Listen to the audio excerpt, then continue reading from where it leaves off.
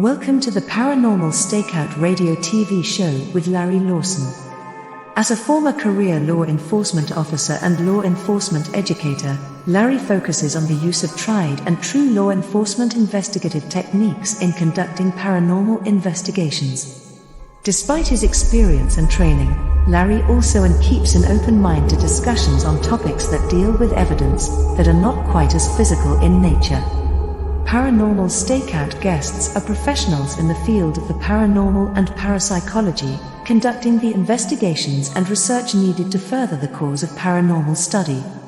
Larry advocates an agenda of standardization of structure and training in the field of paranormal investigation and research for the purpose of one day being able to produce the evidence needed to convince a jury of the existence of the paranormal. Whether it is ghosts, UFOs, unsolved mysteries, hauntings or cryptids, no topic is beyond the investigative reach of Larry Lawson and the Paranormal Stakeout radio TV show team. Now, here is the host of the Paranormal Stakeout radio TV show, Larry Lawson.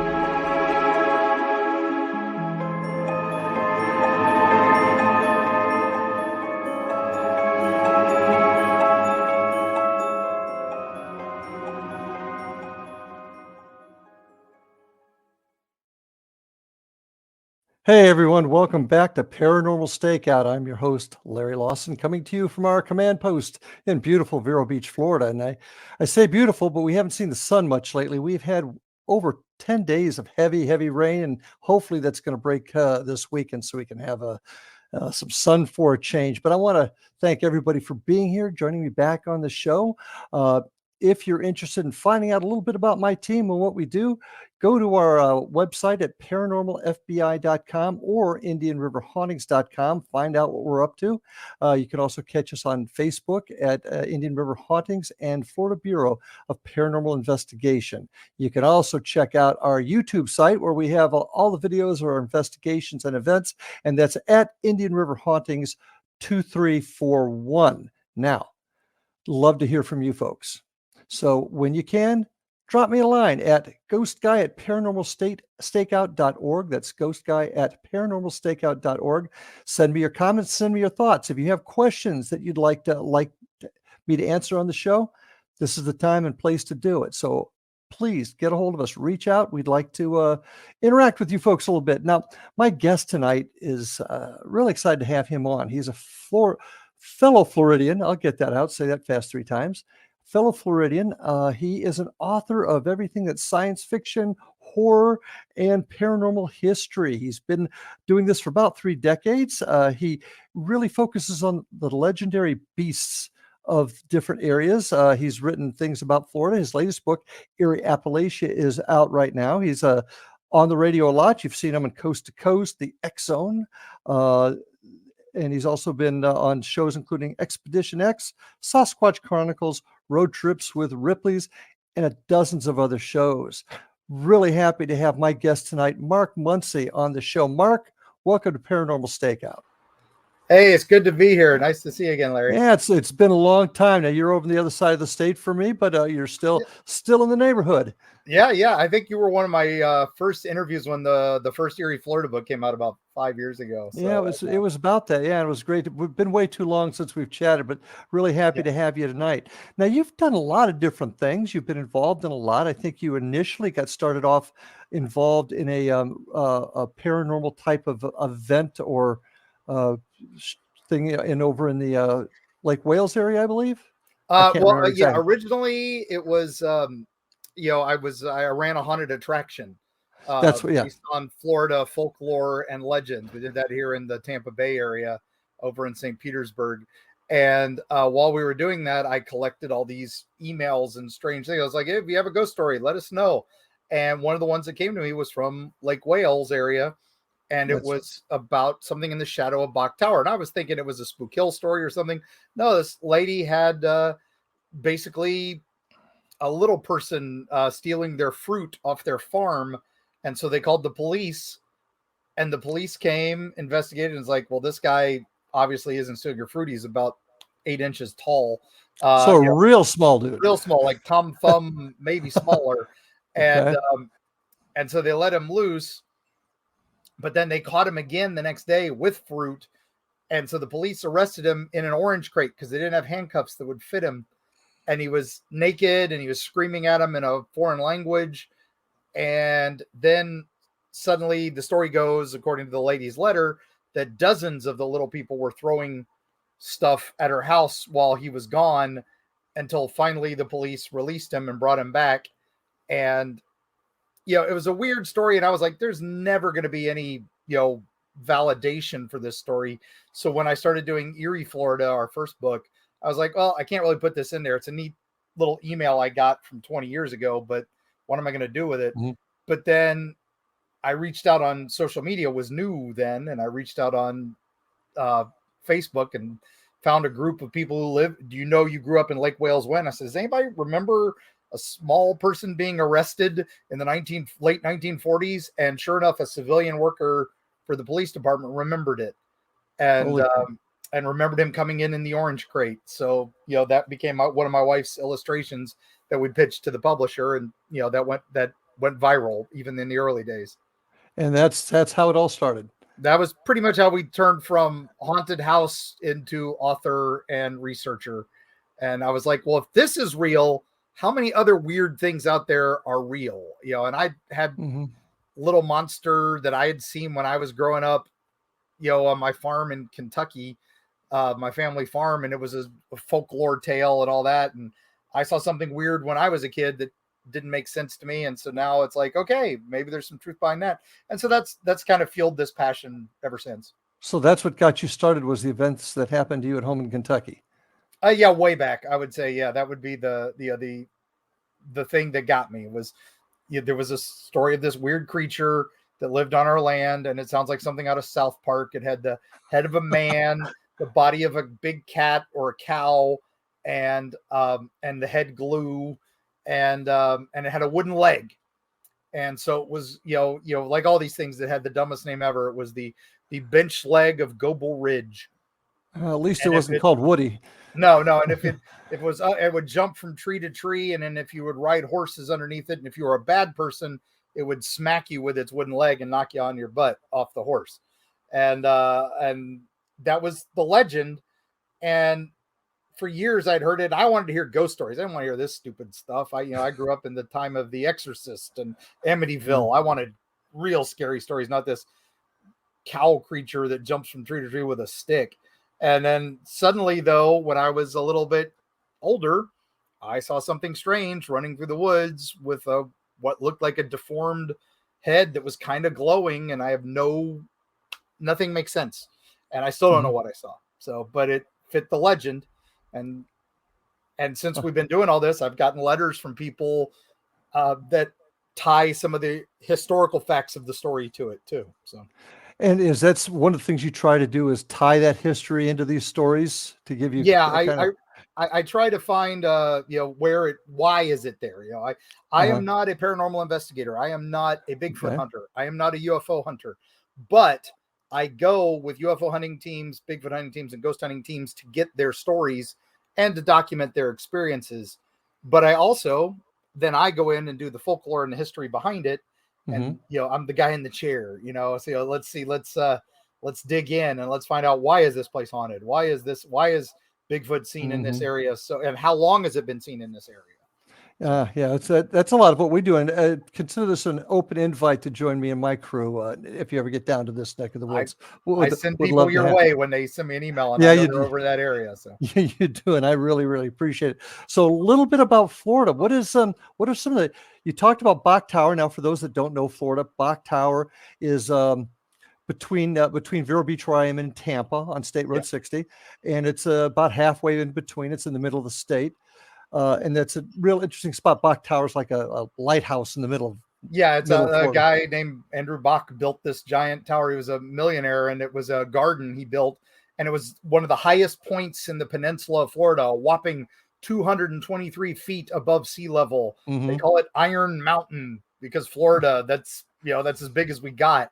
And and it's weird. It's known for weird stuff in the area. There's a gravity hill not too far from there called Spook Hill that's in the nearby town of Lake Wales, less than 2 miles from Bach Tower. But it really is. It's like driving into old Florida with the old dirt roads around it that go through these old orange fields. It's pretty amazing. And that's the one thing folks don't really understand about Florida. They look at us as citrus and sun and fun and amusement parks. They don't realize the history that we have here, especially in the interior. No, so exactly. I always try to describe it as look at Florida from space, right? Because we're the space coast. Everything launches from here. So you look at it from space at night and you see all those lights on the coast. That's where all the beaches are and everything. And then you see the bigger bright lights a little closer in. Those are all the big cities that support the beaches, the Jacksonvilles, the Miamis, the Tampas, Vero Beach, Palm, West Palm, all that. And then you move a little further inland and there's these big dark spots that are nothing. And that's, the Everglades, the Ocala National Forest, Lake Okeechobee, the Withlacoochee State Forest, State Tate's Hell, and all these crazy places where all this weird stuff happens. And that's the parts everybody forgets. And then when you add the actual history to these stories, it gets even more amazing. And sometimes the history is crazier than the stories. Exactly. So, sometimes it's way weird. Weirdest spot in Florida? Oh man, that's take a shot. Got me there. I would say Tallahassee, where all our politicians are. You got to go places like Casadega, which is like one of the biggest concentrations of witches and psychics in America. Has more per capita than Salem, and it was founded by psychics. And there is a legend there, the Devil's Chair, which is a chair. If you sit in it late at night, the dark presence or the devil will come and visit you. If you do sit in that chair in that cemetery late at night, a dark presence will visit you. It's called the police because it is private property. But that area is super haunted and it's very weird feeling, but it is also very cool place to visit. I would put that up there. I'd say probably the scariest and weirdest place is Key West, just because you got Captain Tony's, which is, he was a character who seceded from the United States for 8 minutes, declared war on the United States. This was a mayor. And then immediately surrendered and demanded $8 billion in foreign aid. Brilliant move. The Conch Republic, I believe, is what they called it. Yeah, the Conch Republic. And then right there is also, a good friend of mine, Robert the Doll. Yeah, Robert the documentary on Travel Channel. So you can't argue with Robert. Robert's the most haunted item in the world, if not Florida. At least Florida, if not the world. So, certainly has that reputation. No doubt about that. How often do you run into stories? Do you get these legends from folks, and you find out? It started slow. I mean, honestly, I would get them from our haunted house. We'd get like one every couple months. Halloween, we'd always get a few and all that. But then once Eerie came out and I started doing Coast to Coast AM and Into the Fray, and then when that hit the bestseller list, suddenly I did Freaky Florida, our sequel book, which was a lot more deep dives and a lot more fun, off the road, off the beaten path stuff. And once I did that, people were like, oh, hey, this guy's treating this stuff legitimately. He's not making fun of us. Like most of the Florida books make fun of Florida man and all that. And then I started getting the real stuff. And it was like, heavy stuff. And some of that was tricky. And now I still wind up getting numerous letters and emails every day, every week. And now that I've done Appalachia, I'm getting them from all over the place. Well, I got a few more questions, things to talk about in Florida. Then I want to get into the Eerie Appalachia. But right now we got to take our first break. That first round went pretty darn quick. So folks, stay with me. My guest today is Mark Muncy. He's got lots to share with us. So stay with us. We'll be back right after these messages. And we are back on Paranormal Stakeout. My guest tonight, author Mark Muncy of Eerie, Florida, Eerie Appalachian. Eerie all over the place. Mark, what I'd like to, I was thinking about this on the break. What you do, and I've found this out too with the book that I'm just finishing up right now. It's a lot of work. Now, you're not an investigator. You said you don't go out necessarily, but you still have to get the results of these investigations, the information out in a book. What does it take for you to write a book? What kind of research do you do? Yeah. Like I said, I do go out on investigations and stuff, but I go with other teams that are the experts. I don't consider myself an expert on any of this. I am just a researcher. But no, I'll get the story. Like somebody will send me an email saying, hey, do you know about this weird thing that's happening. And then I'll be like, oh no, haven't heard that, and then I'll dig into it. If it's some legend or something, like some folklore piece, then I'll use that as a base, and I'll start looking into the area, and I'll reach out to people I know in the area, teams, paranormal teams and stuff. Some people do reach out to me and say, hey, I've got a problem. I don't know how to deal with this. And it's affecting my business, it's affecting my life, whatever. And they'll be like, can you point us to a team that's not going to exploit us, and all that. So that's the plus. I get to vet some of these stories, but I also get to vet some teams. But I also, then once I get that and I dig in, find out, oh, there's a little history, there's a little this there, there's a little this there, I'll go with it. And then that's when I'll be like, okay, this is one that's going for a book, or this is one that's going to just be, in a folder of oddball occurrences and stuff. Most recently, I've had this one that kind of has been following me for a couple years now. And it started, I had a friend who was a dogman expert, and she was driving through North Florida and saw something unusual on the side of the road, and wasn't her area of expertise, but she knew I'd worked with her in the past. And so she reached out to me and said, hey, I saw something weird. I'm not sure it was real, but I saw it. Do you know anything about this in this area?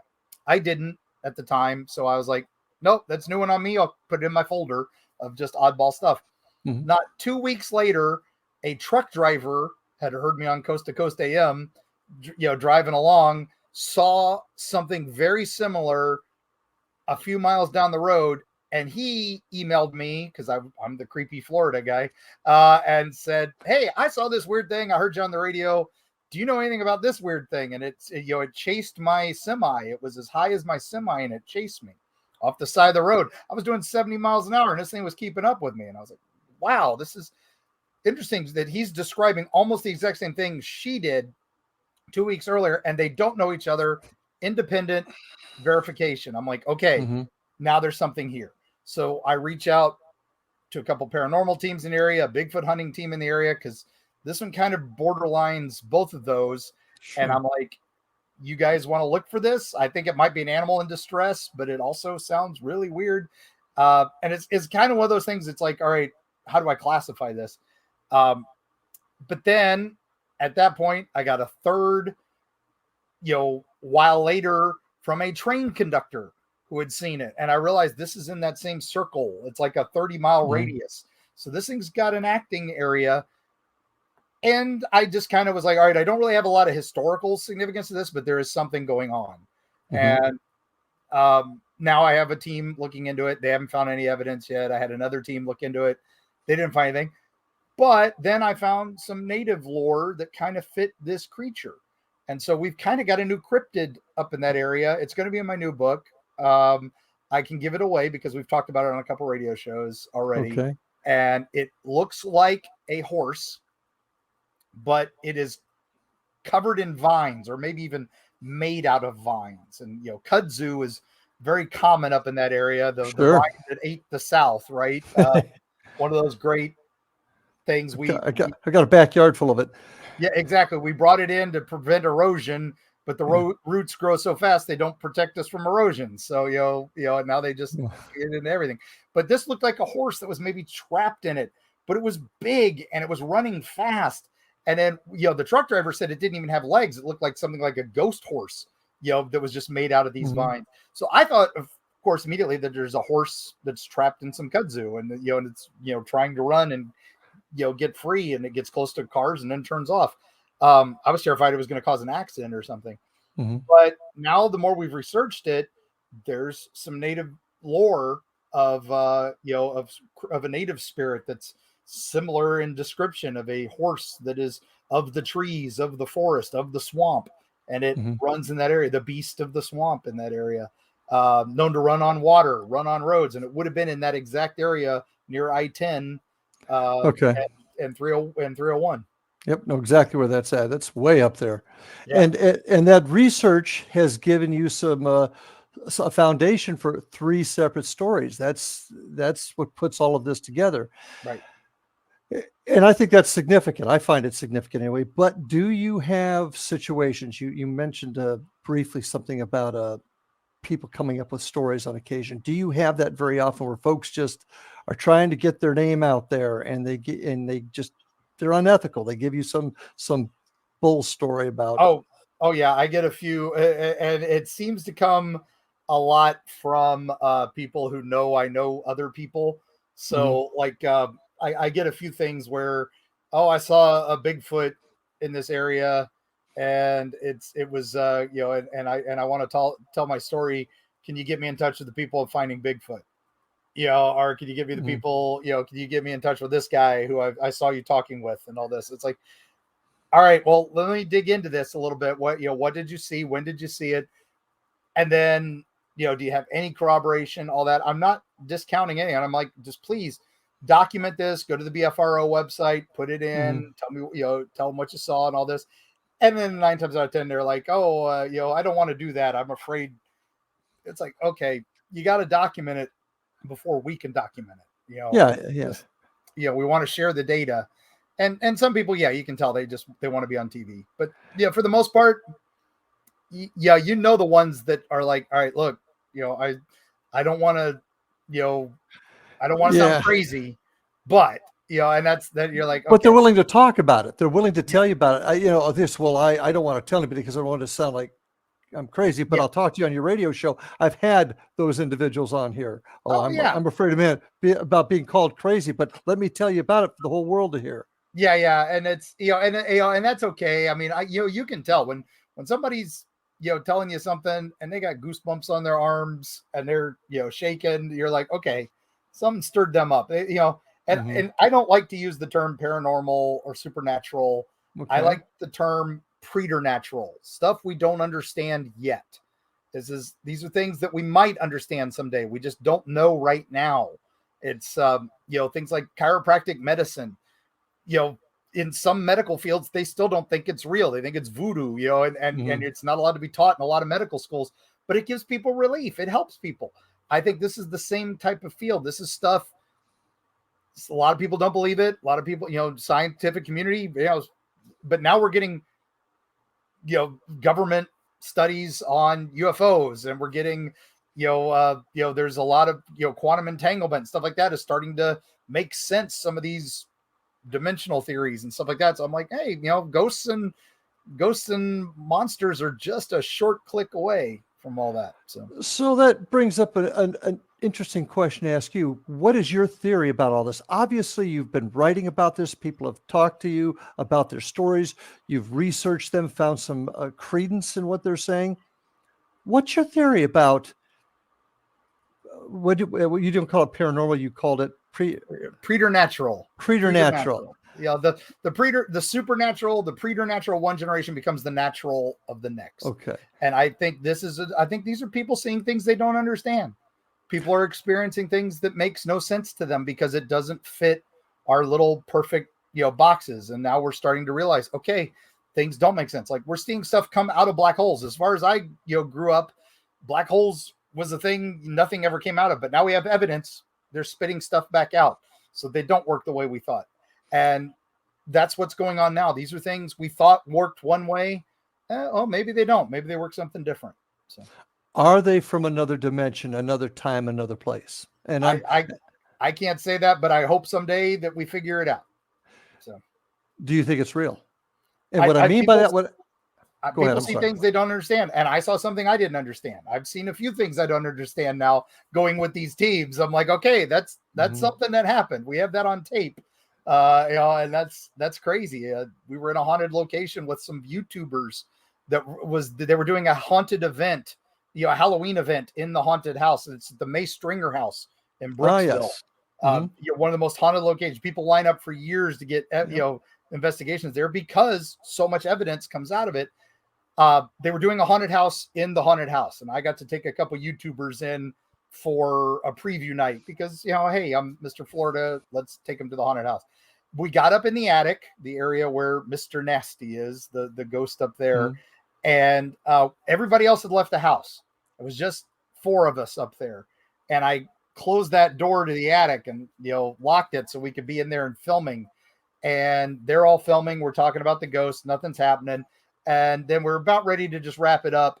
And then suddenly the door behind me flies open, and it's on 3 different video cameras, this locked door, and there is nobody out there. And if you've ever been in that house, it's Florida, it's summer, it's October, still summer. Thank you, gang. It's the 9th month of our 9 months of summer. And there's no wind.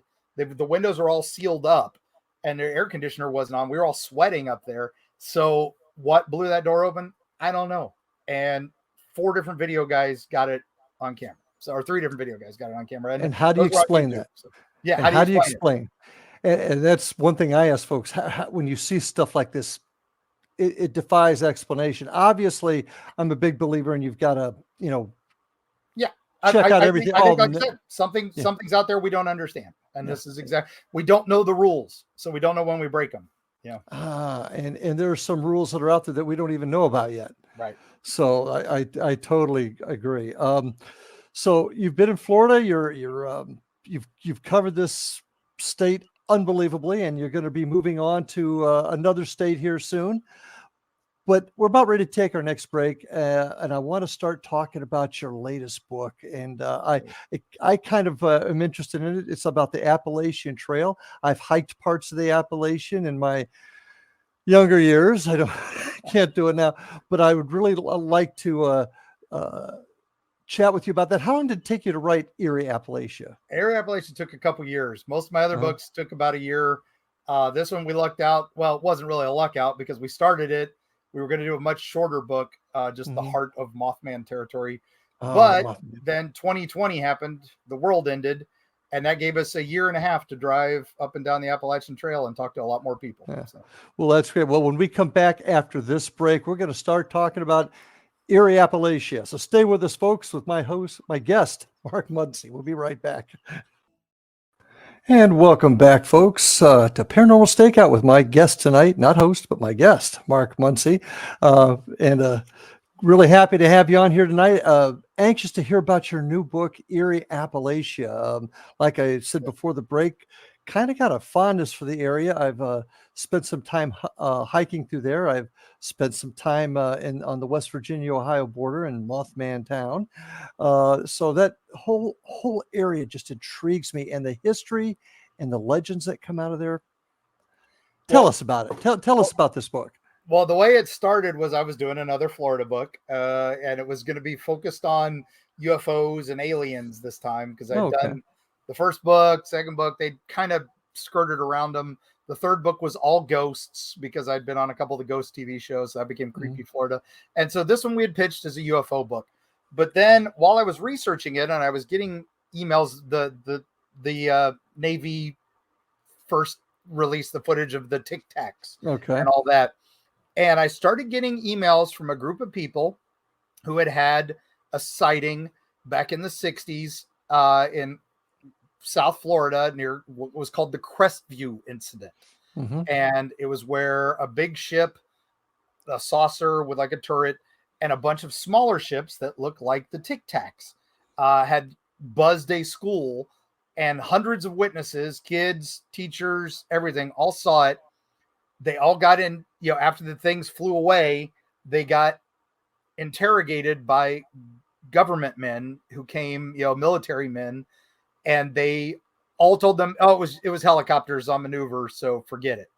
So that's what kept this from becoming like the next Roswell. The newspapers all said it was helicopters, so it went away. And all the kids thought they were crazy until that Pentagon briefing, and suddenly those videos start showing up. And suddenly these kids are like, I wasn't crazy. That's what I saw. And they start, hey, let's email that Creepy Florida guy. And, and I started interviewing them. I started collecting their interviews because that was going to be for the next book. And one of them had this diary that his father had kept. It was one of those where it's like a phone book. You had all the family names, all the Aunt Jenny's chili recipe, all this stuff. But it also had the day in question where the government men came to his house to talk to his boy. And he took the names and wrote them down, which most people didn't do back then. So I had this list of names, and I'm like, Freedom of Information Act, I'm going to find these guys. And so I get down there. He's going to show me the thing. He doesn't want to get rid of it because it's, family memento, and understandably. And I get down there, and he's in his, early 70s, and he's showing me this stuff. And we're going through the list, and I'm looking at the names, and one's like a Lieutenant Sinclair Coast Guard. Interesting. So that's kind of an oddball name and an odd branch. I should be able to get something from that. Still haven't, but I did. I tried. The other one was like a Captain Smith from the Air Force. That's not very useful. But the last one was the one that I got a chill, and it said government man cold. And I was like, wait a minute, tell me about this guy. And he's like, oh, he didn't really say anything. I just remember him standing there smiling. And I was like, oh my goodness. And suddenly my head, I'm putting two and two together. I'm doing the math, and I'm like, this is after the Derenberger incident. So I immediately put government man Indrid cold, the famous man in black, the man from Planulus that had visited a man near Parkersburg that I grew up knowing about this case. Near Mothman territory, a man was visited by an alien named Indrid Cold, who flew in a spaceship and landed on the road next to him. And I'm sitting there going, wait a minute, this is after that. Is Indrid Cold a disinformation guy for the government, or is he an alien that's working for the government? What the heck is going on? So suddenly I'm like, okay, well, my next Florida book's going to have a chapter about West Virginia. And then after that tie, I was researching a downed aircraft in Tampa in the 1950s that had flown from Eglin up in the Panhandle to Tampa, and then suddenly scrambled, and it was a training flight, but then they were scrambled, and then they crash shortly after landing. And it's like, wait a minute, this is weird. And their entire flight is redacted. And then I looked at the date, and I realized the date is the same day as the Flatwoods incident in Flatwoods, West Virginia, for the Flatwoods monster, which is an alien crash in the Braxton County that is infamous. And I'm like, wait a minute, if suddenly I'm drawing a line to Tampa, and then it goes over a line near Key West, where a couple hours earlier, a UFO had been spotted on that same day. And I'm like, oh my gosh, the plane in Tampa must have had an interaction with potentially a flying object. And so I'm like, all right, now my Florida book's going to have a chapter about Flatwoods.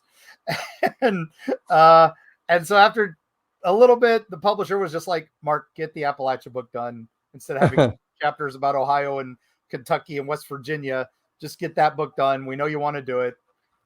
And then 2020 happened. So we were able to we thought that was going to kill it, but that actually helped us because we were able to Zoom with people. I was able to Zoom with Tanya Derenberger, the Woody Derenberger's daughter, someone who I never would have met, in person. She was in hospice care.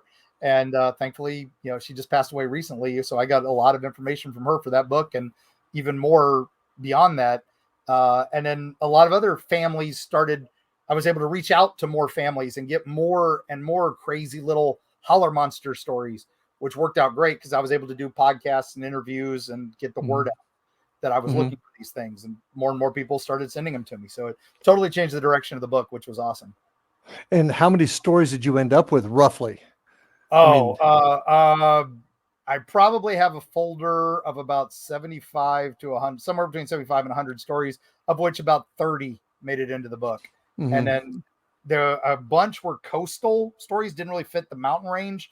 And we did decide to focus on the entire mountain range and the Appalachian Trail. So we start in Alabama and go all the way up to Quebec, actually. So. Oh, wow. Okay. All right. Which area did you find of that entire trail, that entire route?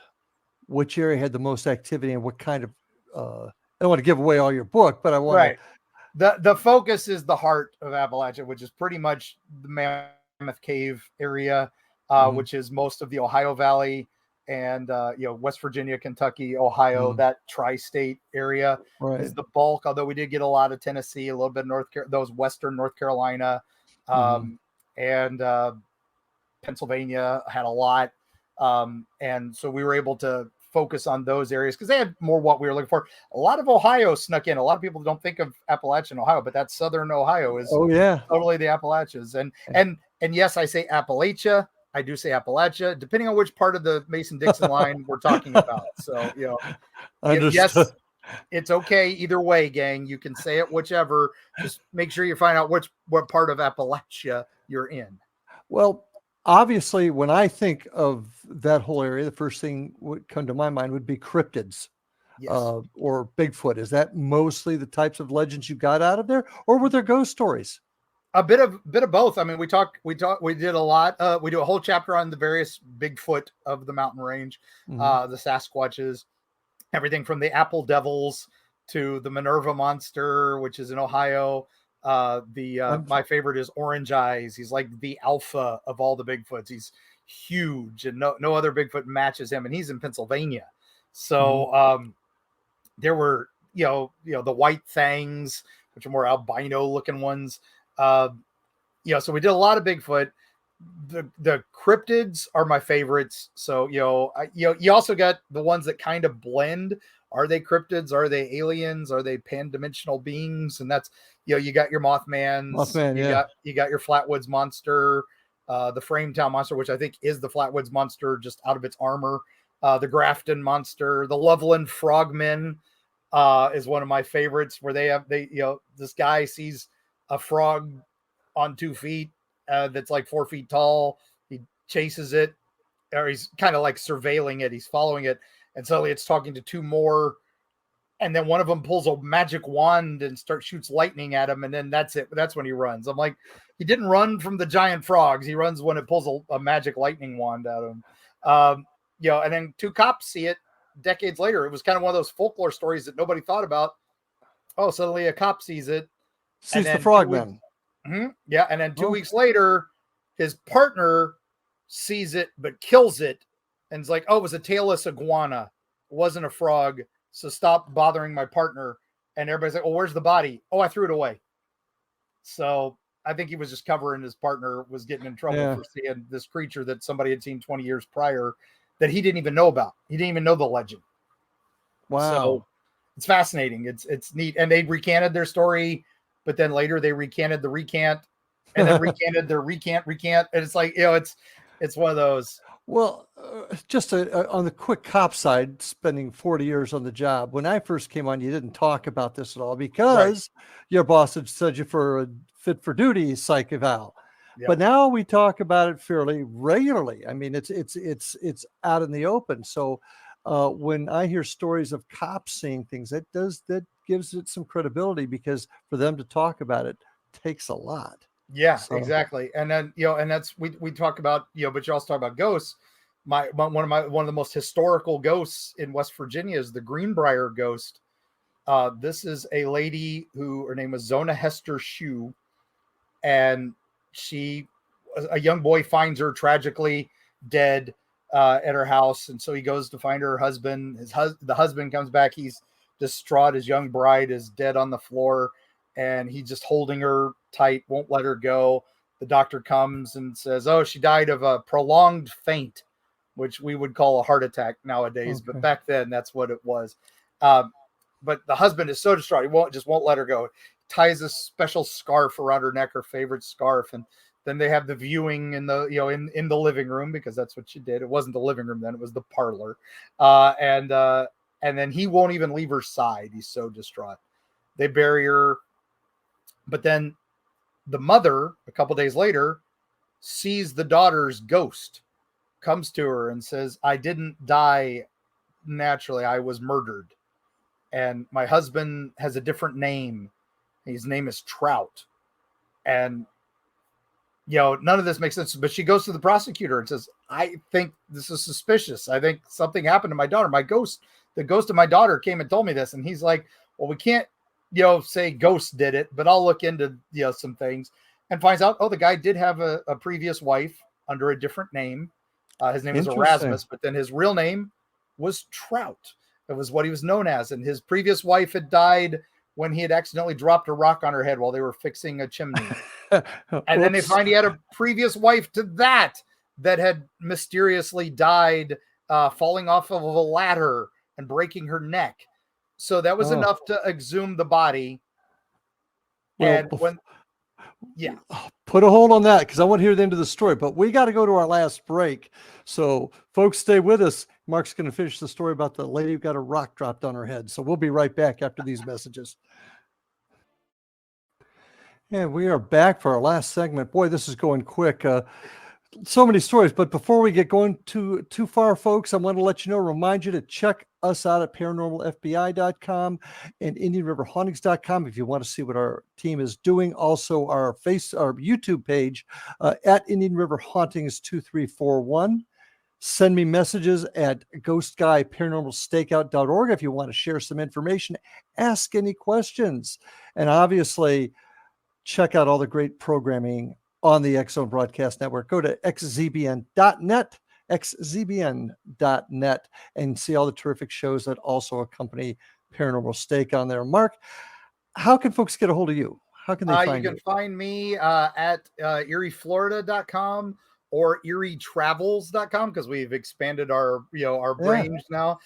You can listen to our podcast, Eerie Travels. We're on twice a week on all the major podcast platforms. And you can find my books in any Walgreens or Cracker Barrel in the state of Florida. I'm very proud of that.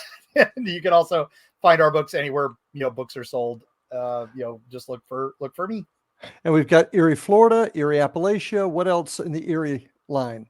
Well, like the Eerie Travels podcast, we've hit everywhere now. So we're moving up northeast. Our next book is Eerie Southeast, which is all the coastal stories that didn't quite fit the mountain range of Appalachia or Appalachia. So they're like North Carolina down to back to Florida. We're going to put our new monster in there. We've dubbed him the Kudzu Kelpie. And this is the I-10 horse-faced one, right? I-10 horse monster. Yeah. Okay. So I like calling him the Kudzu Kelpie. So that'll be in the new book. And we've had a lot of fun with that. My wife's finishing up the illustrations on that now. So she always brings these monsters to life because they won't pose for anything but blurry photos, those divas. And folks, take a look at these books because not only do you get to hear the legends, you also learn the history. And folks, if we forget our history, we're going to mess up our future. So know our history, read about the history, read about the legends. These books are a great place to do it. Now, getting back to the story, so we've got a woman whose ghost comes back to her mom and says murdered. Mom finds out ex-son-in-law had a wife before that died mysteriously. Somebody dropped a rock on her head or almost did. Yeah. Take it from there. Let's. I want to hear the rest of the story. Well, he had a second previous wife that had also died mysteriously of a broken neck. So they, fallen down some stairs. So this guy's had a lot of bad luck. So they dig up the body, and while they're digging up the body, which was a big deal back then, right? This was not a common occurrence. The husband says, well, they may find something, but they can't prove I did it. Like, oh, that's a great quote, guy. Don't tell thanks for telling that to the police officer that's watching you while they dig up your dead wife. And sure enough, they find out, they take that scarf off. She'd been strangled. She'd had a broken neck. And so the trial goes to trial, doesn't last long. And, the prosecutor doesn't say anything about the ghosts. But it's a small town.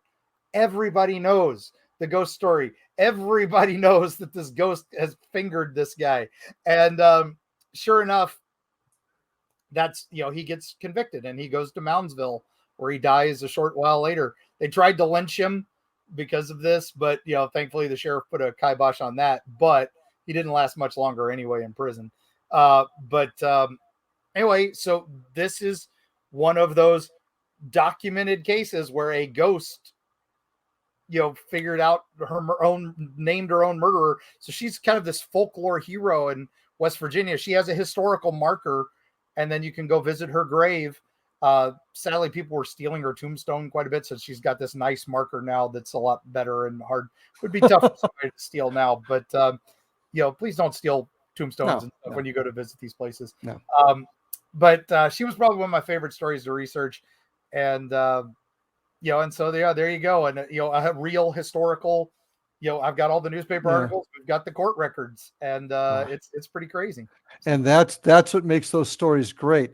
What is the most, that's a pretty good one, but what is the most hard to believe story that you've gotten out of the Eerie Appalachia?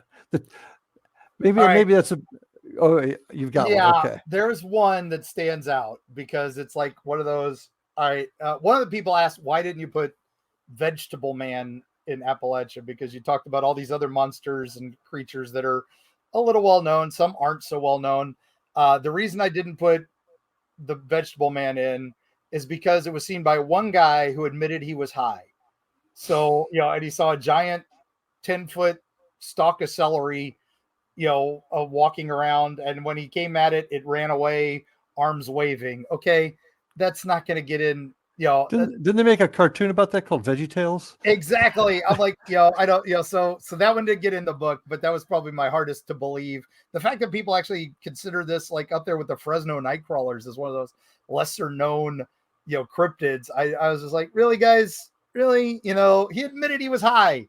Come on. It's now the one the Florida one that is hard to believe is real. Was way back for Eerie, Florida, was mini lights, which was this. If on the north side of town, it was, if you say mini lights 3 times, these little green lights will chase you. On the south side of town, she's Mini Lightning, the voodoo queen of St. Petersburg, and her gator boys will steal your children. Whoa, that escalated quickly, right? Right. And she's the reason we have so many lightning storms in Tampa Bay. She hates Marie Laveau. So she steers the hurricanes away from Tampa up to New Orleans. Okay. Well, that kind of makes sense. That does seem to happen a lot. But what about her gator boys stealing your children? And again, this is one of those, it was a cool story. I didn't really know what to do with it. Then we discovered the truth behind it, which is so much worse than the fiction. And that is, we found it looking through the St. Petersburg Museum of History's archives. I found this fan that you would like cool yourself off with on a hot summer day, advertising a tourist attraction in St. Petersburg, which was an alligator farm. I didn't even know St. Pete had an alligator farm at any time as a tourist attraction. It had been long closed, but in the 1930s, it was there. And on this fan, on the back, was an advertisement that said gator bait. And it had 2 little African-American children being chased by alligators. And that's why the story was so different. On the north side, mini lights, say it 3 times, lights will appear. But if you say it on the south side, beware of mini lights. The gator boys will steal your children. It was beware of the men with lights. The gator boys, they'll steal your children. They were actually from the gator farm stealing African-American kids and poor kids and throwing them in the gator farm to entertain tourists. So there's your history behind the legend that's so much worse than the legend. And that's what happened. Oh man, that's what happens sometimes. Real. Yeah. And, that's not how they got closed. They got closed because they went out of business. Right. Wow. Okay. That's history. So important. Ever been scared? Have you ever come across something that just flat scared the bejeebers out of you? Yeah. There was one location that I went to investigate. It was during Appalachia. I was normally my wife comes with me or somebody comes with me. I'm epileptic, so I'm not supposed to drive alone and all that. But there was just one day I had to get to this one location. My wife couldn't leave. And I'm like, you know what? I'll be careful. I'll drive short distance and go to this place. And it was down a couple little holler roads, hollows and hollers are little roads into valleys, and they're well protected by the people who live there and all this. And this one family had sent me this story about this creature that they had, been part of their family for generations, called the Rat Man. And they would leave him offerings, and he would do nice things and keep the crops growing and not steal their animals and all this. And I went to meet the family and to see the shrine they had to him. And as I went there, the 2 family members who had emailed me and told me the story, they were kind of younger and all this.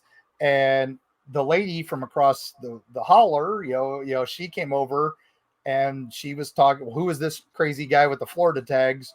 At the holler. And then suddenly they said, oh, we're talking about Rat Man. And she got up and just walked right out. And I'm like, oh, okay, I guess she doesn't want to talk about it. And then she came back with a shotgun. So it was time to go. And I'm like, the one time I don't have my wife here, and I might get shot before I leave. So, but I made it. I'm here. So, unless I'm the Greenbrier ghost. Nothing paranormal about a shotgun. It just, ooh. Yeah. That was the time I was the most scared. So yeah, that's, Just as a side note, we have a rat man right here in Indian River County also. Legend of that. So if you ever want to chat about that, I'll be happy to. I would love to. So we'll make a note of that. Okay. So what does the future hold for Mark Muncy and Eerie Travels? Where are you heading? Well, we're heading up to North Carolina. That's going to be our new home base. We're keeping some property down here, so we'll still be in Florida quite often for events and stuff. And this is where my kids live, so I'll be back here quite a bit for them. But we're doing the Eerie Travels podcast, which has done really well for us. That's why we're on twice a week now. That's blowing up. I did the documentary for Travel Channel on Robert the Doll, and I'm doing another documentary that I'm not allowed to discuss under NDAs and all that. But it's on hold because of the writer's strike. So you gotta love that. But once that hopefully gets all wrapped up, we'll back to film that. And that involves something I wrote about in a previous book up in North Florida. And so that's I'll just keep doing what I keep doing. I'll write more books and more adventures. Have you ever thought about traveling abroad? I'm thinking of the stuff I have found out about England that I had no idea. They've got a version of the Dogman and Sasquatch over there that I didn't even know about until recently. Yeah, I've done a couple British shows. I'm kind of like the token Florida guy every once in a while, so they'll bring me on. I'd love to go over there again. I haven't since the early or the late 80s when I went to Romania. It was still communist Romania, so that'll tell you the last time I traveled abroad. I had to go through Checkpoint Charlie and through the Berlin Wall. So that's how long it's been since I've traveled overseas. But I would love to go back. And it's one of those. If the invite's there, I'll come. Sure. Well, it sounds like your adventures are far from over yet. And are you appearing anywhere, any conferences soon that folks? I'll be at the Great Smoky Mountain Bigfoot Festival in middle of July. I'm doing a couple more appearances. I'll be at Tampa Bay Comic-Con. I do a lot of events. You can go to Eerie Travels and get them all. The big one will be speaking at the Mothman Festival in September, third weekend in September. We'll be up there for that. So yeah, that's one thing we're running out of time. Mothman is just a topic that just fascinates me. Oh, it's crazy stories, and people still see it. Everybody thinks it ended in 1963. No, people still see it. I had the privilege of just about a year ago going to the in Point Pleasant, the museum there was kind of. Oh yeah. Did you touch the shiny hiney? You can say it. I did. Safe space. Yeah. Everything. There's Mothman Cam. You can actually watch that statue 24/7 on the. That I didn't know. That I didn't know. Well, Mark, this has been a great show. Appreciate you joining us tonight. I've had a blast. Going to have you back, especially after your book comes out and you do some of these other great things that you're involved in. I need to have you back. Anytime, Larry. Appreciate it. Thanks for joining us. And folks, thanks for joining us tonight. Remember, check out the great programming on the X-Zone Broadcast Network. That's xzbn.net. Get a hold of me at ghostguy@paranormalstakeout.org if you have questions, thoughts, or comments. But until then, we'll see you on the next show. Please stay safe, love your family, and we'll see you on the other side. Have a good night.